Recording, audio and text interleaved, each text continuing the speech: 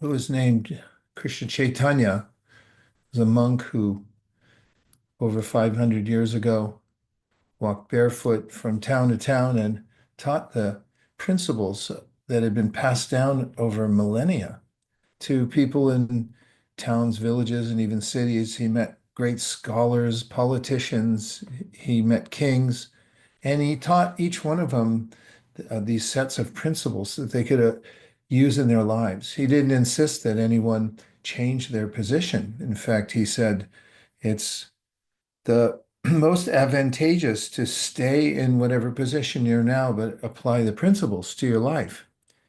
And that's another sanguine aspect is that if you're in a particular situation in life and you're asked to radically change, it may be difficult because we have momentum, we're set in our ways.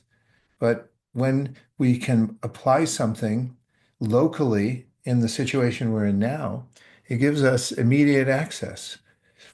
That's one of the teachings in the Bhagavad Gita that Krishna gives.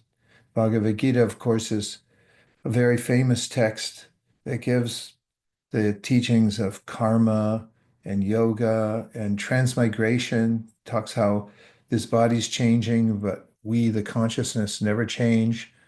Talks about how to work in the world in such a way that you don't become entangled and so forth. And Chaitanya Mahaprabhu took these principles and made them available to all of us. And so we're still passing along these principles. They can be applied to anyone. And in the Bhagavad Gita, Krishna, who taught these principles over 5,000 years ago, said that by applying them, you'll experience directly for yourself the meaning of your life and you'll have a vision of what's most important. You'll be able to connect, that is, connect with your original source, and you'll experience it for yourself. Just like when the sun comes up, you don't need somebody to tell you it. The sun has come up because you can see it for yourself. So Krishna says that it's a direct experience and you'll be moved by it by following these basic principles. Of course, there are so many ideas presented in the ancient wisdom literatures, but we've picked a few for this next series that are extremely helpful and universal, and hopefully they will be effective in your life also. And before we go into them, let's just start by getting centered, and we can have a short session of a guided meditation. So I'm going to put on a drone in the key of C so that we have some background.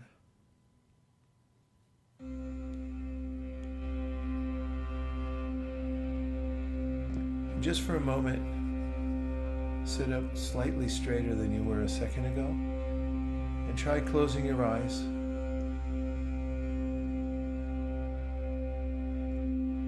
And bring your attention to your breath.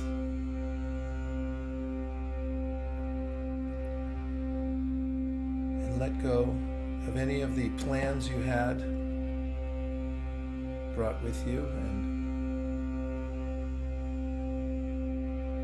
any concerns you have for what's going on around you. Let them just go, and for now, be aware of what's inside.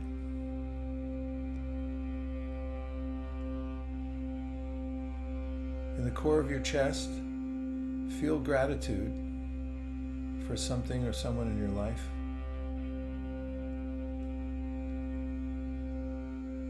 And become absorbed in that feeling of gratitude.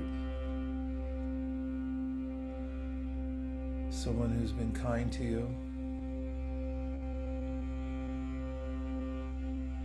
Someone who's a gift in your life. Feel it right in your chest, the heart region.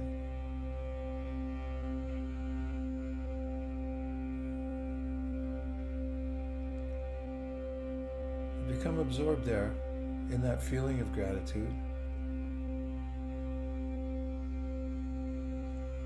You can think of how this body that you have now is going on without your supervision, breath, heartbeat, digestion, myriad organs working together to give you a platform to interact with the world, and most importantly, to work on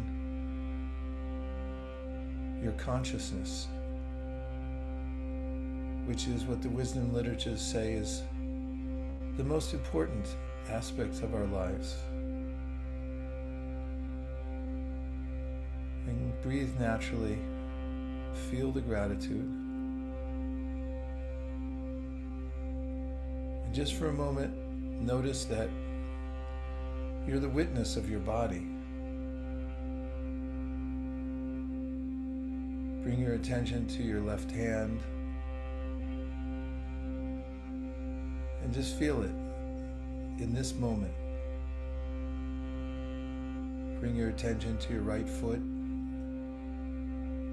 You may feel the sensation of the nerves there and blood flowing through.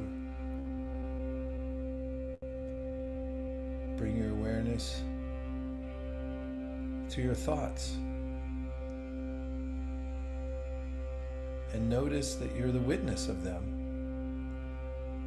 Just as you would witness clouds moving through the sky changing at different intervals during the day, so similarly your mind is something you can observe. You're not your mind. It runs like a movie. Sometimes we get so absorbed in the movie we forget our real lives. We become so absorbed in our minds we forget ourselves.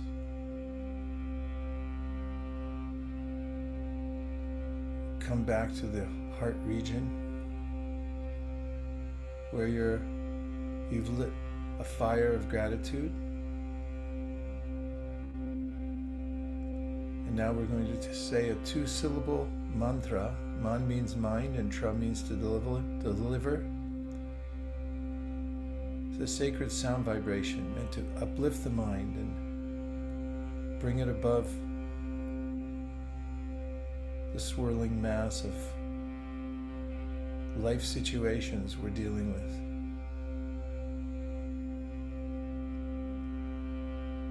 The 2 syllables R-A-M-A, Rama, were taught tens of thousands of years ago by a sage named Narada to a member of a hill tribe named Kirat, who had become a thief and was feeling lost in his life when he met the sage who taught him a mantra. He became so absorbed in it, did Kirat, that he achieved enlightenment by chanting these 2 syllables. So let's try them. I'll say it, and if you like, you can repeat them behind muted mics. Rama,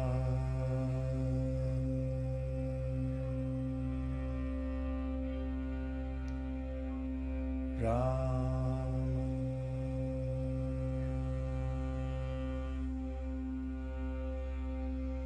Rama,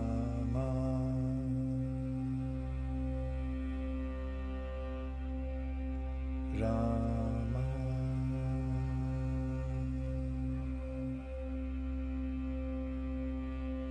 Rama,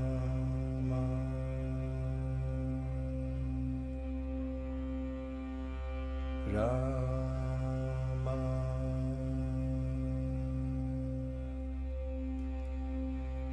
Rama.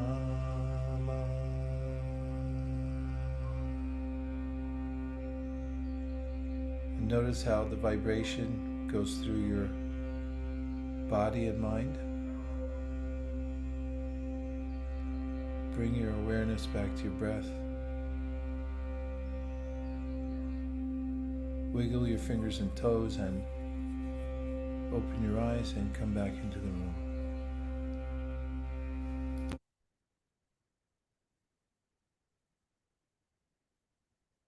And too bad to leave behind that drone. It's very calming, isn't it? So in the principles that I mentioned from who we've called also the Golden Monk, he was a monk and he was noted for being very beautiful, not only in the way he looked, but also the way he taught. People would try to follow him everywhere he went to hear his simple teachings because they were so effective. And the first of them, as we've themed this talk, The Power of Empty, is called a kinshana. And I'll explain the word. It's a concept that comes from one of the ancient wisdom literatures called the Srimad Bhagavatam. And in it, there was a queen who was known as a saint. The two don't sound congruent nowadays. Politicians and so forth are the saintly is not the first thing that comes to our mind oftentimes, but she was noted for being saintly. She went through a lot in her life, and she was able to tolerate it and stay steady in the way that she lived. And she gave some teachings that are celebrated around the world. And one of the most famous of them is this principle of kinshana, when she explained how one may live in a turbulent world and how one may realize that I'm not my body and I'm also not my mind. I'm transcendent. She said in order to enter into a trans-rational state beyond the speculation of the mind, which can only go so far, one needs a trans-rational process. And so she explained, in order to take advantage of a trans-rational process, it's important to be receptive, to be able to receive. And she pointed out that there's bounteous gifts coming to us all the time. It's just very difficult for us to receive them when we're not in the proper consciousness. In fact, the Golden Monk himself had taken a group with him once, and he asked, "Did you bring anything with you?" And they all said, "No, you didn't say to bring anything." He said, "Very good. I want you to see how we're maintained, just moving about the world without anything." And he said, "I also want you to notice how the world is filled with food and money, but people get only what comes to them as their quota. One may try to get more, but there's a way that everyone is getting exactly what they deserve. And it has to do with their receptivity capacity or receptivity quotient." So one of the teachings of the Golden Monk and of Queen Kunti was that we can become better receivers. In fact, this is one of the main teachings of Bhakti Yoga, is that if you notice just how the universe is constructed or how it goes on, you can see in nature that everyone's being fed. I was just sitting out in my garden before this and I was watching various interesting entities, like there are bees, and they were going around getting nectar from flowers. And with the birds, who are somehow living outside and they naturally know how to build their own nests, they have plenty of food. And don't get me started with the squirrels, because somehow or other, those little furry creatures have free coat in the winter and in the spring and all seasons. They have some kind of abundant fruits to eat from. I can observe that from my yard. So the Gold Monk was saying also everyone gets their quota, but how much are you prepared to receive? And he especially pointed out, as did Queen Kunti, that according to our attitude, according to how we approach the world, that's how much we can receive. So these principles are about how to increase one's capacity to receive and the qualities that we can cultivate will make us more receptive. So, JM, why don't we take a look at a couple of the slides and hopefully that will impress the simple principles that the Golden Monk and Kunti and many other wisdom literatures have put forth as tools through which we can improve our relationship with this abundant world. So, a couple of words. You'll notice the first one is kinchana. So it means I have something.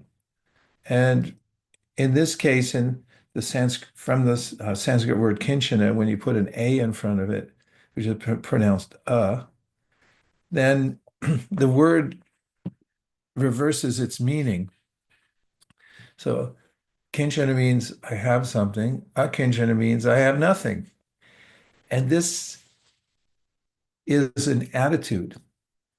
Now, I would like to poll all of you here to see what you think about this concept before I move on, because it's one of the principles to think carefully about our position in this world. And my question to you is, what does it mean to have something? Is there a definition of having? And when you have it, can you keep it? I hope I didn't give away part of my thought process for the definition, but let's hear a couple of comments about having something. First of all, let's start at an easy level. Do you have anything? Anybody have anything in your life? I mean, I could see you have probably a computer because you're watching through here and clothes. There's some clothes. I'm not going to answer all the questions. I'm just giving a few suggestions, but let's hear some things in the chat. Oh, that was from the meditation. Okay. Go ahead, everyone. Let's hear if you can. A Nicholas body. says body. Nicholas has a body. Well, that's very insightful. Are you your body or do you have a body? Go ahead, Nicholas. Tell me what you think. Nicholas says have a body. Has a body. Okay. uh, We have we, got quite a but we really don't. Go ahead, Jay. I'm stealing your service. we have SG who says we think we have something but really don't. Hmm. What does that mean that we don't? If we think we have something but we don't have it, how does that work?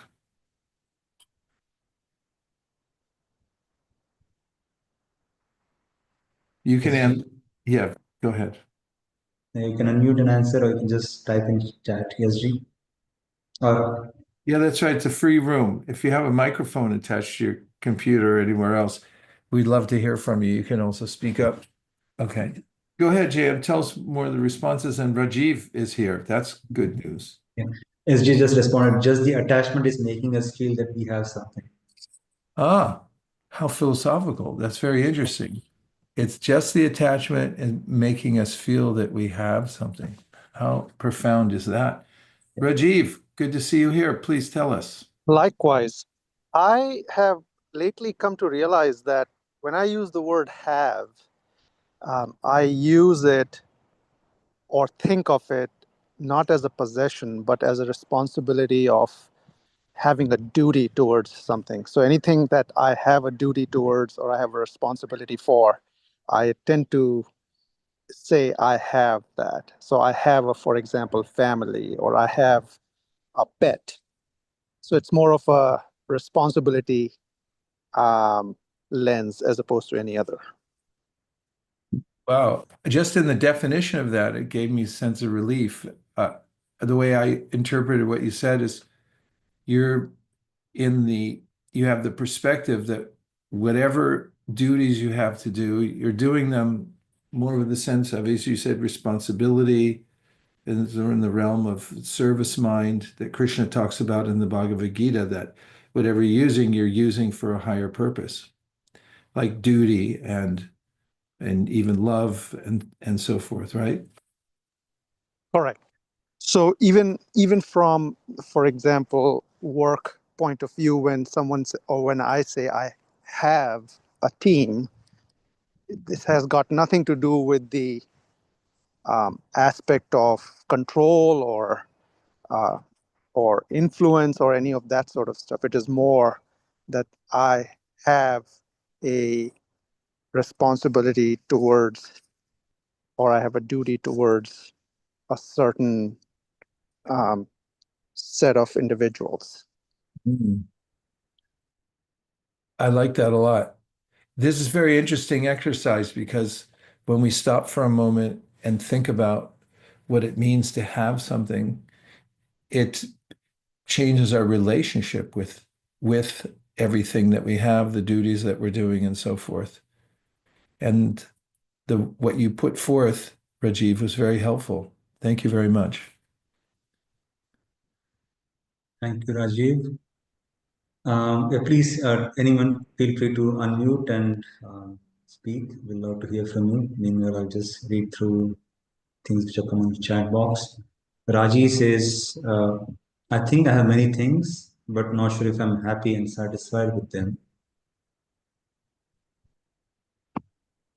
And Denise says, to have material object is to possess, but you can't take them with you. I have a soul which I will take with me.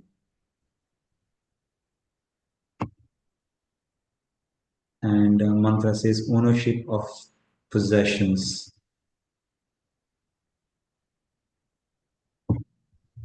And then we also have Ilikas, I think, saying, I currently claim the insanity of my thoughts, but I don't want to keep them. And then Roshu says, I have peaceful mind when I control it.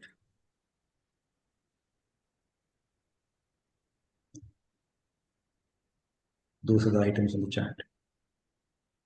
Thanks, everybody. I feel better already. Such insight.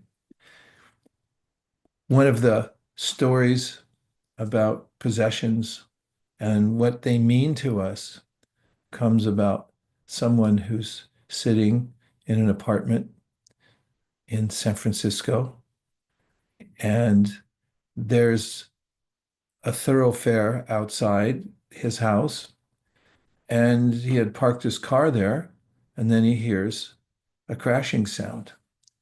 And triangulating the sound, he thinks, oh, that was my car. That's right where I parked it. So he runs to the window and looks out, and he notices that his heart is palpitating, he's perspiring, and his breath is heaving. He remembers, oh, I didn't renew my insurance. And then as soon as he peers out the window, he notices it wasn't his car, but it was his neighbor's car. And then suddenly his perspiring, his heavy breathing, his heart calms down and he's fine because he saw that it wasn't his car. So what does it mean, his car? And what does it mean, his neighbor's car? They're both cars. They're both made out of metal and glass and who knows what else.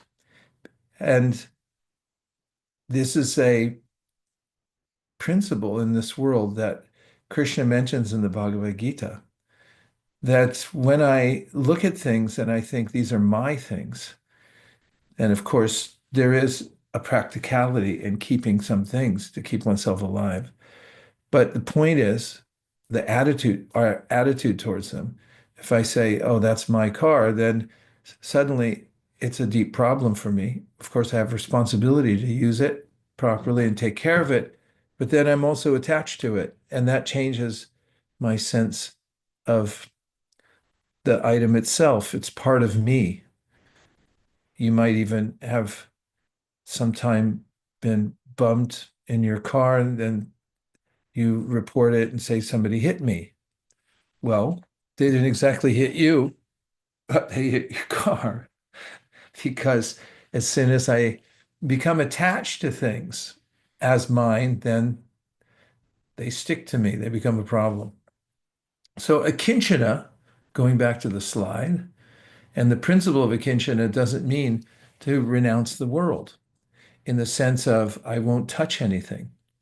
And some people in the past have renounced everything, including speaking. I won't talk. I won't do anything.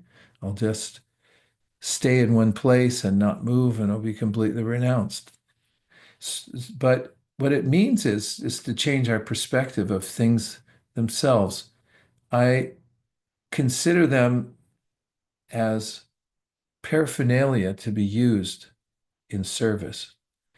And as Rajiv was pointing out, I have a sense of my relationship with them changes because for instance, as he said, Rajiv, working with a team, well, it's my team to serve. It's not my team and to dominate or I, be, I belong to this team and it's my main identity. We see this in sporting that sometimes people become attached to a team because it's from their city. I've seen people wear a hat from their sports team from their city. And if somebody says something about their team, then a fight might break out. These things happen all the time.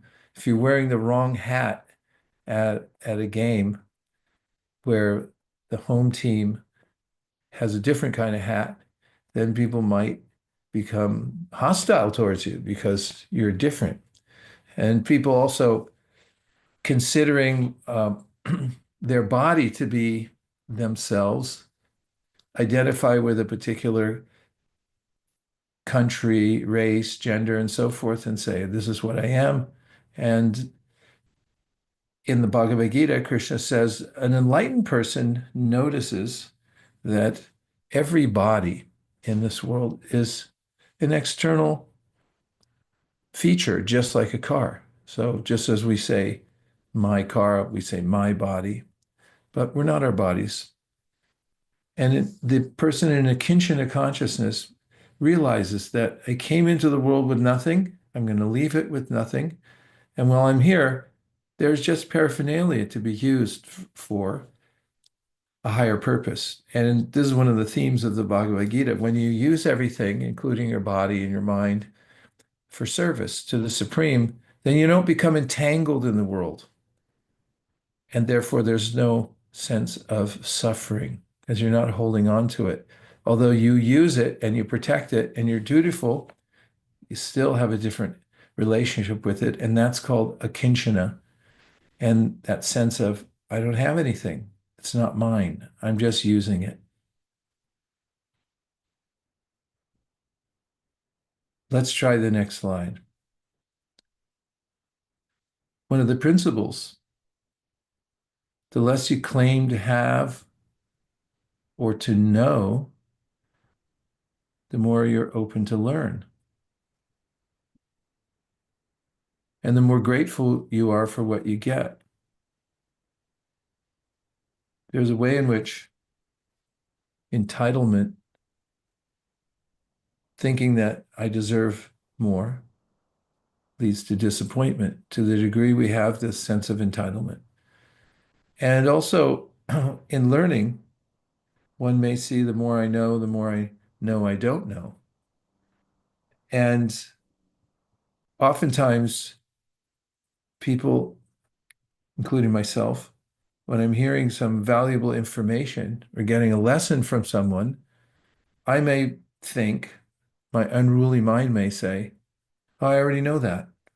And one of my colleagues who speaks all around the world says, there's 4 words that block all learning.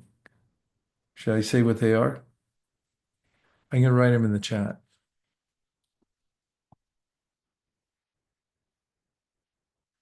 There they are. I already know that. So how can you receive more knowledge if you already know something? I know that. I know that. And oftentimes, due to a sense of knowing more than other people, we can't listen to what other people say because my mind's saying, I already know that, I already know that, I already know that. I know more than this person. When they stop talking, then I'm going to say something more valuable. So, of course, we want to listen to those who are most qualified to teach us something. But in the Bhagavad Gita, Krishna talks about this principle of knowledge. When you're a kinshana and you come as an empty slate, then you can take in so much. Even if somebody is not as qualified as you might hear something from them that will edify you. In the Gita, Krishna says that there are three ways you should approach somebody teaching you knowledge. One is that you should be open to hear. It's called pranipat. And the other one is that you should be in a mood of service, that somebody's giving me something, I should give them service, and you should also be ready to ask questions that are relevant so you can get more out of that person. And all this takes place when you are willing to be a kinshana, said the golden monk and Queen Kunti. You can learn so much when you claim to know nothing. In fact, one of the students of the monk who I'm speaking of, Krishna Chaitanya, who was named Sanatan, he knew 7 languages. He had worked as a prime minister, and he wanted to enter into the same kind of lifestyle as the golden monk. There were very rare occasions when the golden monk allowed people to do that. He told people mostly to stay in their position, but this was a different case. And this person joined him and he wanted to learn from the golden monk. And the first thing he said to him is, please tell me who I am. He started with the question. I don't need, people say I'm highly learned and I'm so foolish, he said, I believe them. Said, so please tell me first, who am I? Blank slate, starting from the beginning, not assuming you know anything, especially when you approach a qualified teacher. So it goes towards our relationship with all things in the world and our ability to grow is this sense of akinchana. I don't have anything. I'm open. That way anything can flow in. Have you ever been in a situation where you were listening to someone and you thought, I already know that, and therefore you weren't able to hear what the person said?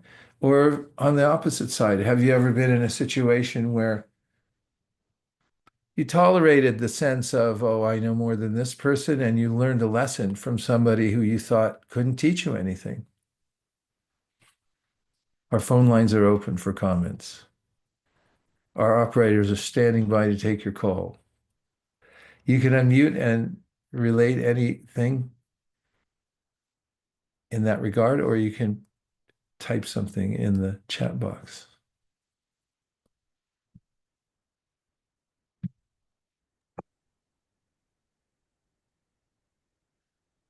I've had experiences where I had thought, said I couldn't judge who the person was till they started speaking. Oh, look, SG said something. As you said, when you say that don't know enough, it may affect one's confidence at work. How much is enough confidence for something you know? Well, that's a good question. And the principles of Akinchana don't mean that one should act foolishly. It means that one should consider oneself open to learning more. And that came up with the golden monk or Krishna Chaitanya himself when he met his teacher. His teacher said, you should always consider yourself a fool. At the same time, you should use whatever you've learned dutifully and not act like a fool, he said. And the confidence that one can gain in one's life has more to do with one's realization. When you know something, when you've prepared and you've listened carefully to your teachers, then there's a natural sense that you know how to do it. It comes to your mind like magic because you've done it before, you've listened carefully, you've prepared. And instead of becoming conceited that, well, I know more than others, the Akinchana principle then says, yeah, you should be confident that you were given something as a gift. Part of the bounteous nature of the universe is that we get intelligence when we prepare ourselves for it. This is one of the principles in the Bhagavad Gita that Krishna says if you're open and sincere, then there's knowledge that pours into your heart. It's not just academic, but there's also a higher intelligence in the universe. I mean, how are animals going on with such confidence? I see them doing miraculous stunts all the time. Watching the birds, I was just up in Northern California. I am in Northern California, but I went further north and I was observing nature and I was watching birds during a windy day. And they were doing all kinds of stunts against the wind. And they didn't go to flying school. They just naturally have that. And also along a creek where it was very calm and peaceful, I saw these spiders who had constructed numerous spider webs. How did they have the confidence that here's the right tree or bush to put it in and how they even know how to do it? There's a natural flow of knowledge that comes into our heart besides just gleaning academic knowledge. And if we're humble and appreciate that I'm getting this empowerment from a higher source and don't take it for granted that I'm smarter than other people, then that that's noticeable. So you can, it's not mutually exclusive. You can have confidence in yourself and what you know because you know what you know. And it's really self-luminous. And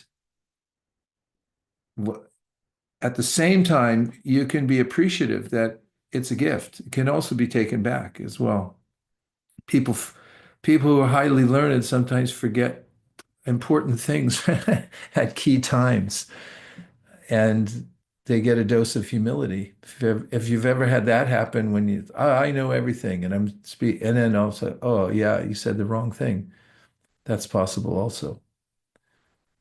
JM, what else is there? A few more things going both in the chat as well as in Facebook. I want to just acknowledge this Facebook user, Bhaktin Rafaela. She says, something I always wanted to keep since my early childhood was and is my awareness. I was not even reading yet, but I was trying to plan how to keep my consciousness after death and go on, possibly with or towards my inner little friend guide. I was refusing the concept of death as not applicable to my being after hearing my grandfather passed away and thought it was impossible that he was really in that coffin. To me, it was inconceivable. Yeah, the intelligence and the mind can be informed about the workings of the world. This is one of the benefits of spiritual practice is to be aware of the fact that even though the body's changing, I don't change. And even when somebody leaves their body, it's not the end. It's a common principle, is this idea of continuance, that we're just passing through this lifetime. And that lends to the principle of Akinchana also quite nicely, because if we're just passing through while we're here, what is the purpose? If one gives emphasis to how much one can gather, and then suddenly it's taken away, you can think, oh, I'm finished. In fact, that's happened in history when people had accumulated a lot of money, for instance, and then by some event it was diminished. It happened to my grandfather.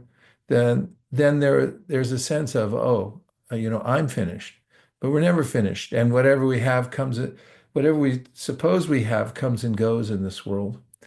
And so having the sense of akinchana, it can calm you in times of loss or gain. As Krishna says in the Bhagavad Gita, an enlightened person is not disturbed by loss or gain. As in gain, it can go to one's head. We notice that some people who have gained a lot in their life, sometimes when they get to a position of having much more than they ever thought they would, they realize, oh, I'm still not satisfied. And it can actually become such a burden that people become disturbed and they take to drinking alcohol and all kinds of other things. So better to be in one's natural, clear position, which is to be aware of the fact that I'm passing through this lifetime, whatever possessions I have now, including this body, are only temporary and they can be used for a higher purpose. JM, something else came in. Yeah, there are a few more. One is Elikas, I think he says, or she says, traveling the world can open your eyes and mind to so many things. And then J. Provence says, it's okay to know, but don't feel you know it all. And then Raji says, there's a concept of growth mindset that aligns with this to be open to learn. And then James says, I know is equal to ego. I don't know is equal to humility. Our society or humanity seems full of ego, holding to what they think they know. Knowledge without application is ego. Knowledge with proper application is wisdom. It's not what you don't know, but just so much that. It's not that you don't know. Sorry, It's it's not. you don't, Sorry. but just so much that isn't so. Thanks, James. And then Manu, do you want to say what you wrote? Yeah, sure. So I was just attending a conference of successful leaders, and similar to what we discussed, like, uh, I mean, there were a lot of takeaways, but one takeaway that stuck to me was from one female leader who got very rapid career growth, and she mentioned that the secret was that she always stayed humble and she always was eager to learn from her co-workers, successful peers, and that's how in very few years, she she actually got a lot of yes. That's such a nice principle. That's also part of Akincana is humility. And in one part of the Bhagavad Gita, which is in the 13th chapter, starting with the 8th verse, there are 20 elements that open us up to knowing ourselves and the universe. 20. We're just starting with one here, which is Akincana, which is really the parallel with the first principle in the verse I'm mentioning, which is humility. Amanit vam. Aman means like you're not full of yourself thinking you know everything. Amanit van, that's your quality. And if you have that quality, then you're a receiver. So the theme of this program is about it's counterintuitive. One may think the more I'm dominant, the more I use my knowledge to conquer others and to conquer nature, I figure out how to drill down and find the secrets of nature, which remain elusive for such a person. But when I'm humble, there's a way that intelligence comes into the heart. And when I'm aware of the fact that it's bountiful and it's something given as a gift, like we say the gifts of nature and so forth. That's coming from intelligence.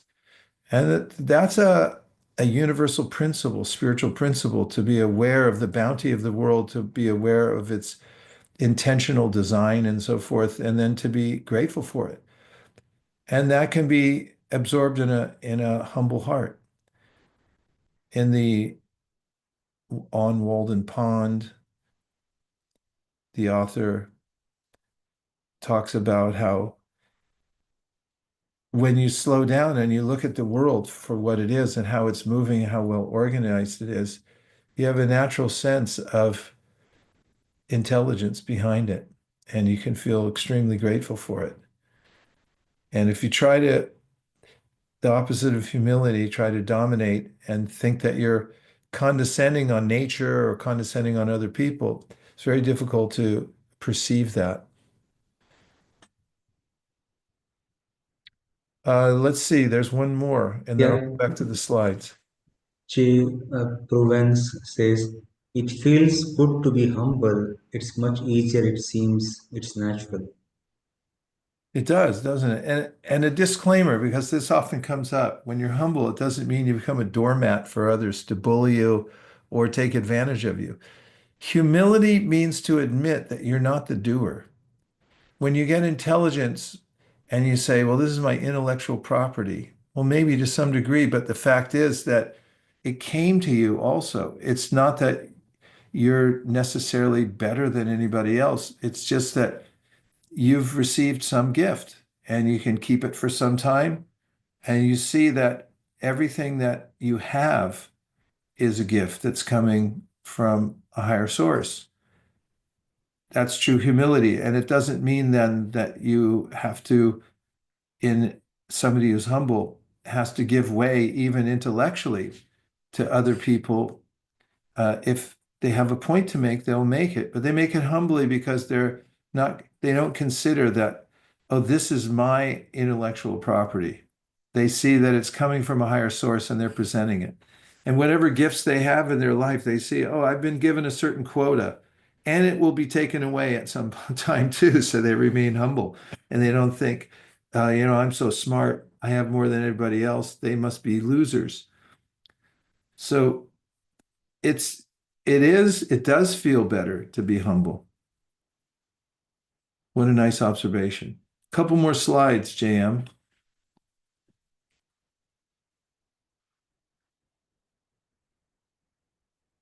Continuing the conversation on receptivity, we go to the Ayurveda. Ayur means lifespan. There's a branch of knowledge about health and how to expand your lifespan. Big topic these days. The ancient wisdom literatures also talked about how to be in harmony with your body and mind. And one of the principles is that a strong appetite means good health. Nowadays, there's a lot about the digestion and how it affects all the other parts of your body. How is the biological activity balanced in your stomach and so forth? And so, this sense of emptiness in general, using this Ayurvedic principle as a metaphor for our lives, the more hunger we have, the more appetite we have, is dependent on how we are akinchana. When we think we know everything, then of course we can't absorb it and we can't digest it either. That's another point. When we get some gift, you can't take it because you're not hungry for it. And I think in the next slide or a subsequent one, we can move to, we talk about, go back because I'm not sure exactly where it is. Hold on. Entitlement. Yeah, I'll just talk about that now. There's a way in which one can spoil oneself, one could spoil one's children. If if you give them a sense of entitlement, if you've ever seen a spoiled child, whatever they get so much and they don't have appreciation for it, they can't appreciate the gift. It's like, oh, is that it? That's all you're going to give me? That's not enough. And if one spoils one's own mind or spoils one's appetite for the world and thinking that I'm entitled, I deserve that anyway. Who don't you know who I am? Have you ever heard that phrase? Like, don't you know who I am? If one spoils oneself, then your appetite, your digestion are not effective and you can't receive from the world. You can't get knowledge, you can't get spiritual knowledge. And what's the use of getting so many things if you can't digest it anyway? Because you're so full already of yourself that when you get it, then you just think, oh, I deserved more. And there's no end to that. That's one of the points in the Bhagavad Gita Krishna makes, that this kind of mentality where I deserve more, I deserve more. Then when you get anything, then it's not enough. Too much is not enough. And that's a kind of death to the world, which is full of gifts that are coming at every second. Our very breath is a gift. In fact, the way we're being maintained at every moment is a real miracle. And Einstein made some statement about that. You can see the world as ordinary. You can see every second and every event as a miracle. There's not one particle or moment that things are enacted the same way they were ever before. Everything's unique.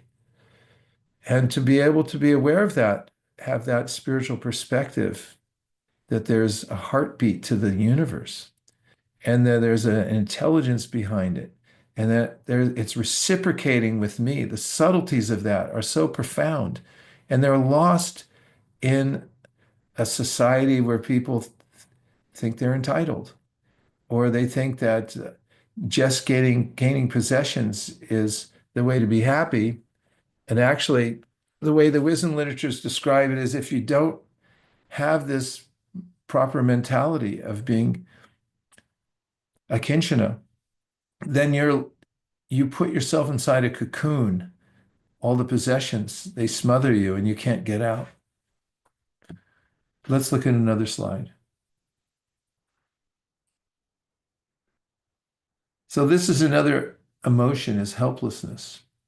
And this is also implied by the queen, Kunti, who talked about akinchana, the principle of akinchana. Embrace helplessness. We may make a mental construct to say, oh, I'm protected by my money, or I'm protected by my government, or I'm protected by my family, or I'm protected by my very body. But none of these things are guaranteed.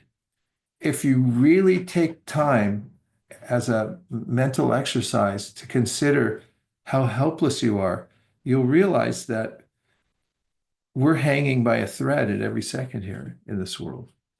Truly, and every second is a blessing that we're able to stay here in this body, and we can't take it for granted at all. And in that helplessness, Kunti says, then we actually have this sense of calling out for help. When we remember how tenuous life is, for instance, you may live with somebody and you have a relationship that's very dear to you, but then you may take the person for granted. Possible? Just giving an ordinary example that everyone should relate to. Maybe you live with somebody and they mean so much to you, but then you just take them for granted. It's like, okay, I'm going to the store, bye. That could be the last time you say goodbye. Happens all the time. So what's the difference in vision of the world when you're a kinshana? You remember your tenuous situation, which means the cliche, hanging by a thread. I have a friend who's in management. Whenever I see him, we have this joke. I say, how things going? He says, I'm hanging by a thread. And the other one is, I'm running scared. And, if we can cultivate this, not that we become neurotic about it, but if we become aware of it, that I am helpless, how much more compassion will we have for other people? We'll forgive the minor trespasses of other people because, look, we're just passing through. We don't have time to waste. And also, in a beseeching heart, calling out for help. This is one of the points that of receptivity. The universe is very responsive. That's not a strong enough word. I'll just say it plainly. The universe is responsive because there's intelligence behind it. And there's a responsiveness to it that we can notice. And this is what real spiritual practice is to note for yourself very directly that there's a response to your call for help. It's just most people don't call for help because they say, don't worry, my money will cover it, or I'll be protected by the police force, or whatever you may think. There is no ultimate refuge in this world. And if you have that sense of helplessness, paradoxically, you feel safer. Because if you don't, if you call out for help from those who can't ultimately help you, then you have cognitive dissonance because you know they're not going to be able to do it. And you still feel helpless. Okay, last slide, I think. That's where we're talking about expectation, which has a lot to do with entitlement. But it is a different concept, expectations. Whatever you expect to happen or whatever you expect that you deserve, it inevitably leads to disappointment. So what if you did a little experiment for this the rest of the day or the rest of the week or maybe a month? Don't expect anything. How would your life be different if you didn't expect anything? You didn't build it up in your mind that I deserve this or I deserve that or I expect this to happen. You take every moment as it is. Whatever comes, you're right there. You're appreciating what you have right now, but you don't expect anything more. You'll actually be in a state of bliss because you'll be appreciating that I don't deserve anything. I'm a Kinshana. Whatever comes to me is an absolute blessing that's coming down to me from higher source. This is spirituality 101. So these principles we can take with us and they're to be inculcated and practiced as per the ancient wisdom literatures. And anyone who applies these, you'll notice a difference in your environment right away. You'll notice a difference in the way people respond to you. You'll notice a difference in your consciousness by applying the principle of Akinshana. I don't have anything. Everything is paraphernalia to be used. I don't expect that I'll get anything more. Whatever I have now, that's sufficient. And if you notice the difference in applying the principles of Golden Monk, so many thousands of people followed him because they realized when he spoke, this is really true. This is where happiness comes from, not from accumulation, but from becoming aware of the beauty of reality. And that can only be experienced from the soul level. And that can be opened up for us through the principles that we mentioned today, as per the teachings of the Golden Monk and Queen Kunti. And that reminds me of the principle of gratitude, just thanking everyone for everything. I was talking to a friend today about how you should take time to appreciate people whenever you see them doing something that's noteworthy. What a life that is, huh? And it when he spoke about that, it made me think of these yogis who I've met in the Himalayas who live in caves. They have very little, they concentrate within.